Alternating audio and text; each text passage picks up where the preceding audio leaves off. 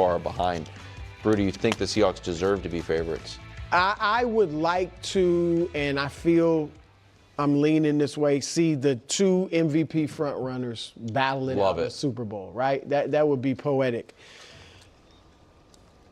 But, and I was saying this all year as Nick was praising and even Danny praising the Rams, right?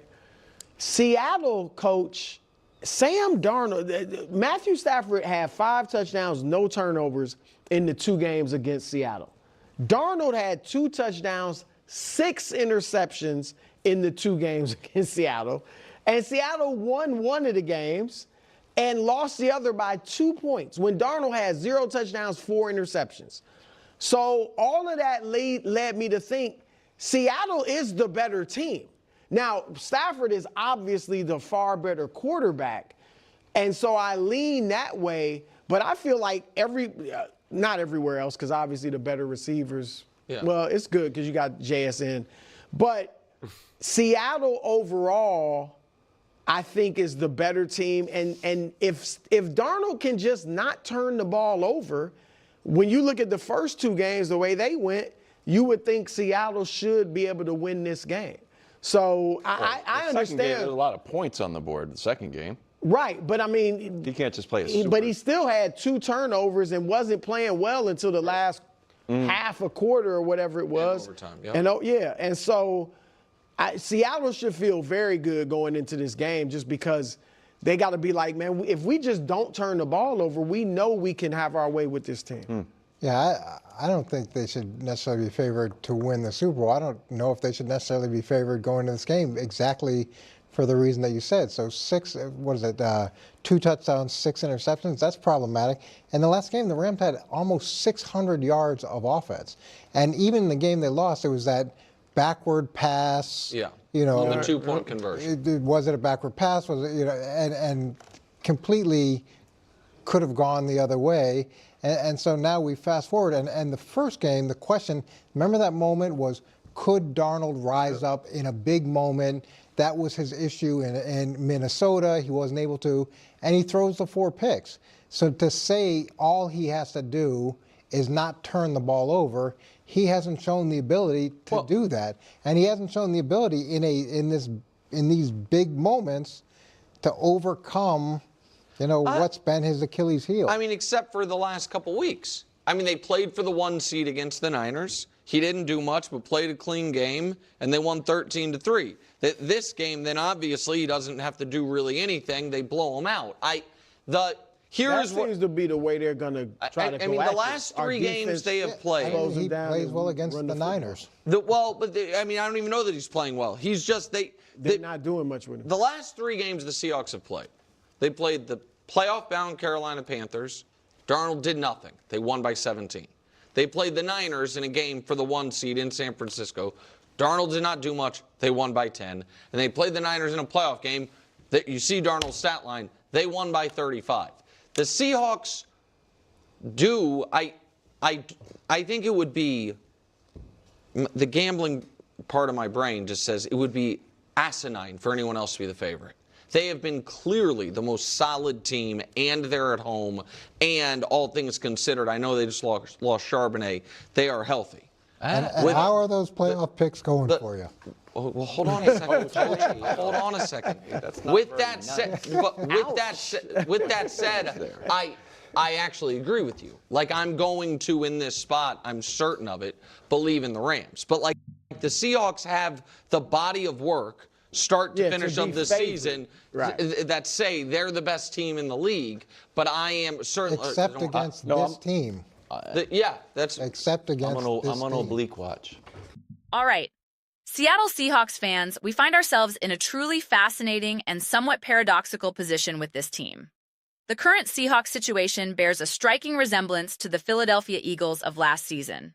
Last year, everyone proclaimed the Eagles as the NFL's best team, top defense, deepest roster, most explosive weapons. Yet the pervasive sentiment was, I don't trust the quarterback. If Jalen Hurts has to be the reason they win, they'll lose. The narrative then twisted when they did win with Hurts playing quarterback, forcing a reevaluation. That same dynamic is now centering on Sam Darnold. I've expressed this previously. It makes complete, logical sense to place greater trust in a team like the Los Angeles Rams. That trust is built on the established foundation of Sean McVay and Matthew Stafford. We have tangible, irrefutable evidence of their capabilities, evidence that includes a direct, triumphant path to a Super Bowl victory. That pedigree is impossible to ignore. Conversely, we have not witnessed this specific Seahawks core, led by Sam Darnold and coordinated by Clint Kubiak under head coach Mike Macdonald, navigate this ultimate pressure. This upcoming NFC Championship game will represent the most significant moment of their collective careers. For McVay and Stafford, this is undoubtedly a major game, but it is not the pinnacle. They've stood on the sport's grandest stage and conquered it. For the Seahawks' key figures, this is that pinnacle. Therefore, the burden of proof, in my view, shifts decisively to the defense. The defense must rise to the occasion in an extraordinary way. If the Seattle defense delivers a championship-caliber performance, they will win the Super Bowl. Let me be clear. I am not typically a staunch defense wins championships evangelist. But in this specific context, I am telling you unequivocally, if that defensive unit answers the call, they will secure the Lombardi Trophy. I recall in a previous video about Hurts, I kept repeating a particular phrase about what it takes to win a Super Bowl. I need to revisit that. But the core point stands. The Seahawks, by their record and roster composition, deserve to be favorites. Yet, we find ourselves in a scenario where the majority of analysts and fans will likely pick the Rams. This stems entirely from that intangible trust factor I keep referencing. And I understand it. As someone who has believed in and supported this Seahawks team from the outset, I genuinely comprehend the hesitation. If you were forced to make a life-or-death prediction on which quarterback would rise to the occasion, Matthew Stafford or Sam Darnold, the rational choice is Stafford.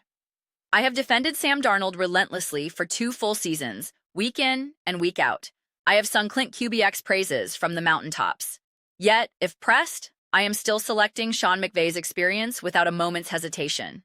That is the undeniable reality. This is precisely why the game hinges on the Seattle defense.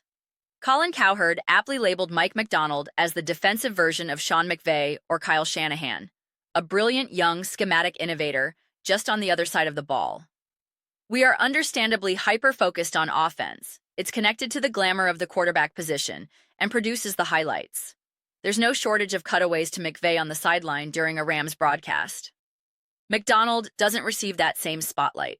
Now is the moment for Mike Macdonald to showcase his worth. This is his platform to declare, this is the caliber of my defense. This is my greatness in game planning and dismantling elite systems. His task is to neutralize the McVays, the Staffords, the Puka Nacuas, the Cooper Kupps, the Kieran Williamses. This is the assignment he was hired for. What Sam Darnold does is somewhat beyond his control. Either Darnold can handle the moment or he cannot. But what Macdonald can control is making life utterly miserable for a great offense. He can answer the call by forcing 3-and-outs, generating critical turnovers, and confusing Matthew Stafford to the point of paralysis. He can craft a scheme where Puka Nacua is perpetually covered, where Cooper Kupp finds no space, where every yard for Kieran Williams is a brutal, punishing struggle. That is his domain. If he proves capable of that, he solidifies himself not just as a promising coordinator, but as the elite young defensive mind in the NFL. We readily discuss Shanahan, McVay, and Andy Reid as offensive geniuses. It is time to anoint Mike Macdonald a defensive genius. A victory here shifts the league's conversational axis. Everyone becomes re-energized about defense. The question evolves from, how do we stop these brilliant quarterbacks, to, we get a brilliant defensive coach to stop them. The focus pivots from the Shanahan-McVay coaching tree to the defensive schematic trees we should be cultivating. How do the Mike Macdonalds of the world counteract the Ben Johnsons? How do they contain the Caleb Williamses, Patrick Mahomeses, and Josh Allens? That is the monumental stake of this game. Victory isn't found in a shootout or a weird, sloppy affair. It's achieved by blowing up the opponent's plan from the opening whistle. Exactly what the Philadelphia Eagles did to the Kansas City Chiefs in their Super Bowl victory. They dismantled them early. I recall watching that game and realizing midway through the third quarter that if the Eagles' defense simply continued its dominance, the game was over. It didn't matter what Jalen Hurts or the offense did. The defense held the keys. We saw a similar, albeit smaller scale version in the divisional round.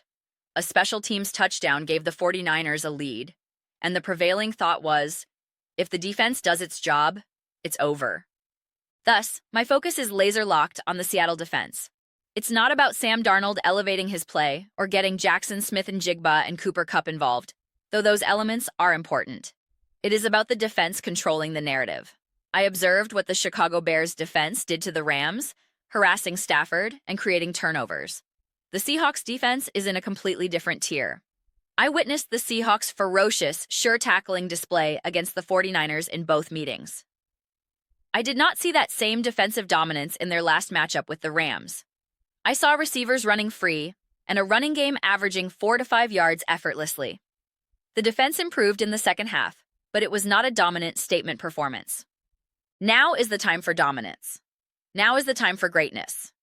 This is the moment for the defense to rise, demonstrate why they are the NFL's best, and prove that defensive coaching can still dictate terms against the most celebrated offensive minds. In doing so, they could genuinely redefine the NFL landscape. They could alter how franchises are constructed and how coaching staffs are assembled. For years, the league has been driven by an offensive arms race solidified by the eras of Brady and Mahomes. The philosophy has been, secure an elite quarterback, invest in offensive weapons, hire an offensive guru, and outscore everyone. A Seahawks victory, powered by McDonald's defense, declares that era has a potent counter. It swings the pendulum back. A Seahawks Super Bowl win would usher in a renewed, significant emphasis on defensive investment. Teams might reconsider allocating massive capital to a star wide receiver, opting instead to fortify their secondary or pass rush. The hiring cycle might see a surge in demand for defensive-minded head coaches from the McDonald tree, rather than the latest offensive coordinator flavor of the month. The calculus becomes, build an impenetrable defense and trust your competent quarterback to manage the rest. This would be a fitting, full-circle moment for the Seattle Seahawks, hearkening back to the Legion of Boom era that made defensive dominance compelling and championship-proven. They, along with the Denver Broncos of that time, were the last true defensive powerhouses to capture the title. They made defense cool. Now, they have the opportunity to make it cool again, to bring that philosophy back to the forefront of championship contention. But these are simply my analytical perspectives. I am absolutely eager to hear yours. What are your thoughts on the Seattle Seahawks deserving favorite status, yet still facing widespread doubt? Do you believe the defense can carry them to a championship? Let me know your analysis in the comment section below. I read every single comment. So whether you agree with me or disagree with me, let's get some discussions going. Let's have some passionate debates. But ultimately, let's enjoy the conversation. Please consider subscribing. We are building an incredible community here, and I would absolutely love to see you become part of it. My aim is to create something we all feel a genuine connection to, something we're truly excited to be a part of. I believe we're making significant progress. Please don't forget to give this video a thumbs up, as it genuinely helps with visibility and the platform's algorithm. Thank you so much.